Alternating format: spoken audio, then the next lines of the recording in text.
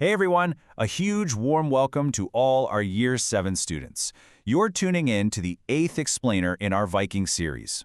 Throughout this whole journey together, we've been tackling a massive historical question. Were the Vikings really just the brutal savages that history remembers, or were they actually something far more complicated? Well, today, we're going to look for that answer by exploring their deeply complex theology. Okay, let's dive right into this. To make sure we really absorb all this incredible info, we're sticking to a strict 3-part structure today. Part 1 is the story, Part 2 covers some interesting facts, and Part 3 is our knowledge check. So, let's kick things off with Part 1, the story, from everyday names to the end of the world. Now, you might not realize this, but you say their names every single week. I'm completely serious. Think about it. Thursday? That literally means Thor's Day, named after the Norse god of thunder. Wednesday is Woden's Day, named after Odin. Tuesday is Tyr's Day, the Norse god of war. And Friday is Frigg's Day, named for Odin's wife. That's 4 days of every single week, named after Norse gods that people actually stopped worshipping over 1,000 years ago. Norse mythology didn't just disappear. It's baked right into the English language and literally dictates how we organize time itself. So how did these folks actually view the universe? Well, the Norse understanding of how the universe was structured, their cosmology, was completely alien to how we see things today, but it is incredibly fascinating. It's centered entirely around this one concept, Yggdrasil, the world tree. Imagine an enormous, gigantic ash tree, where its sprawling branches and deep roots connected 9 entirely different worlds. It's almost like a giant cosmic puzzle. Let's break down this vertical structure. The Norse conception of the universe was this elaborate multi-world setup with its own strict internal logic. At the very top, you have Asgard, the sparkling realm of the gods. Right in the middle is Midgard, the world of humans. And way down at the bottom is Helheim, the gloomy realm of the dead. And guys, here is a fantastic connection. The name Midgard literally translates to middle enclosure. That is the direct, real-world origin of J.R.R. Tolkien's Middle-earth. How cool is that?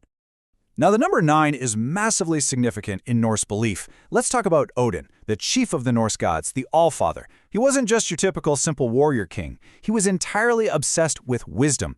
To gain the magical knowledge of runes, Odin literally hung himself on Yggdrasil for 9 agonizing days. He even sacrificed one of his own eyes just to take a single drink from the well of wisdom. This is a god who physically sacrificed himself for knowledge, making him a profoundly complex and surprising figure. What's really fascinating here is the true nature of these figures. They were complicated, they were flawed, and they were deeply human. Take Thor, Odin's son. He was the great protector of humanity, beloved by everyday farmers. But let's be honest, he wasn't subtle. He solved his problems by bluntly hitting giants with his mountain-leveling hammer, Mjolnir. Contrast that with Loki. Now, Loki wasn't simply evil. He was a chaotic, shape-shifting trickster. Sometimes he helped the gods out, and other times he caused absolute disaster. You see, it wasn't a simple good versus evil story for the Vikings. It was about a divine order that sometimes just needed disrupting. And this brings us to a profoundly dramatic concept. Norse beliefs had this deeply tragic quality to them.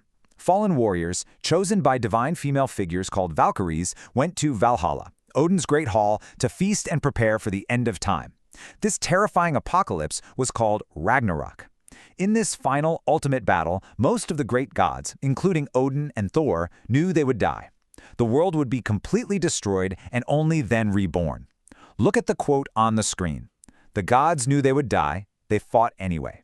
That's not some primitive superstition. That is incredibly sophisticated, heavy theology. And you know, this brilliantly illustrates how their theology echoes right into our lives today. Its legacy is literally everywhere. Tolkien's dwarves, elves, and forgecraft, they come directly from Norse myth. Marvel's Thor introduces millions of people to a version of a 1,200-year-old belief system. Wagner's incredible operatic ring cycle draws directly on the Valkyries in Ragnarok. Even everyday English words that we use all the time, like sky, egg, knife, and window, are completely Norse. So as you can see, Norse mythology never actually went away, it just changed clothes. All right, let's shift gears a bit. Part 2, Interesting Facts, uncovering hidden Norse history. We're going to look at 2 absolutely fascinating pieces of everyday Viking trivia. Fact number 1. Odin had two pet ravens that flew all across the world each day to report back to him. Their names were Hugin, which means thought, and Munin, which means memory. What's absolutely incredible here is that Odin reportedly feared losing thought, but he feared losing memory even more. Think about that. A god who fears losing his memory above all else is a profound philosophical statement about what really matters most. The Norse placed extraordinary value on memory because their oral tradition of passing down sagas was literally how history survived before writing. For them, memory mattered most. Fact number 2. The English word berserk, meaning wildly out of control, comes directly from the Old Norse word berserker. This literally translates to bear shirt. It described these visceral, intense Norse warriors who worked themselves into a wild, trance-like battle frenzy before combat, supposedly wearing bearskins and acting completely immune to pain. The tradition was so real and terrifying that the word survived for 1,200 years. Every single time someone goes berserk in English today, they are literally channeling a 9th century Norse warrior. Okay, let's move to part 3 and see how this builds our understanding with a knowledge check. This is the active, gamified quiz portion of our explainer. I'm going to read a question and the options. I'll give you exactly 4 seconds to think about it, and then I'll reveal the correct answer. Let's see how much you remembered. Get ready. Question 1. What does the word Thursday mean, and which Norse god is it named after?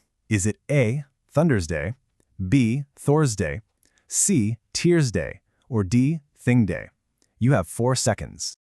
The correct answer is B. Thursday literally means Thor's Day, named after the Norse god of thunder, lightning, and the mighty protector of ordinary humanity. Question 2. What was Yggdrasil, and what did it connect? A, a longship, B, the world tree connecting 9 worlds, C, Thor's hammer, or D, an assembly place? Take 4 seconds. The correct answer is B. Yggdrasil was the giant ash tree acting as the world tree that held the Norse universe together by connecting 9 distinct worlds. Question 3. What made Odin an unusual chief god compared to simple warrior rulers? A. Weakest god. B. Refused battles. C. Sacrificed himself for wisdom. Or D. Never caused harm. 4 seconds on the clock. The correct answer is C. Odin was fundamentally defined by his extreme, self-sacrificial pursuit of wisdom, hanging on Yggdrasil for 9 days and even giving up an eye. Question 4. What was Ragnarok? A. A great Viking raid. B. Odin's Hall. C. The end of the world. Or D. A sailing festival. You have 4 seconds. The correct answer is C. Ragnarok was the deeply tragic but absolutely inevitable apocalypse where the world is destroyed and eventually reborn. Question 5. Name 3 ways Norse mythology influences modern culture. A. It doesn't.